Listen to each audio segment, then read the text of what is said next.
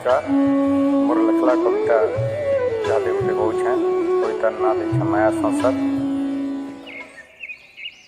मनरे थोरे शुण दे ध्यान कही प्रसंग तो गुरु ज्ञान।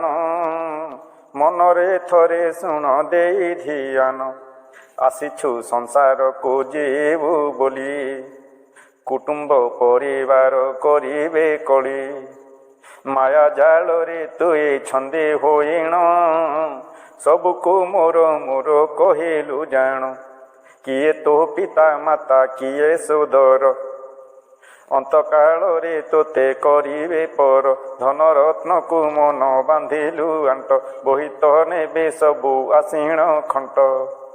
माया मोहरे पड़ी भजिलु नाही समिया थाउ जप जगत साई। जम आसीण तोते बांधि तो नेब जाहाकू मोर बोलू से की रखिब। गहन कानन रे शुभे गर्जन शुणी जाणिके मन हसु छुपुण। गला बेलकू संगे केही न जीवे धन संपद आसे पाखरे थिवे। बयस सरिला तो वृद्ध हेलुणी बाल पाचिला बाबू न पारु जाणी। जाहाको स्त्री बोलू से दिए गाली पुओ बहु तोहर देवे रे पेली। तथापि आशा करू नाती विवाह कालर आर पुरे उठई कोह। कहूछु मोर मोर बड़ पुओकू सान के संगे जीव भव सुअकू।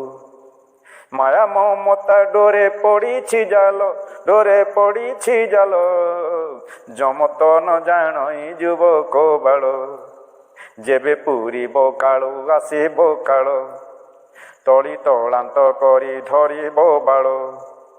से बेले डाकुथिबु पुओ पुतुरा केबेठू करिलेणी छिंडा कतरा।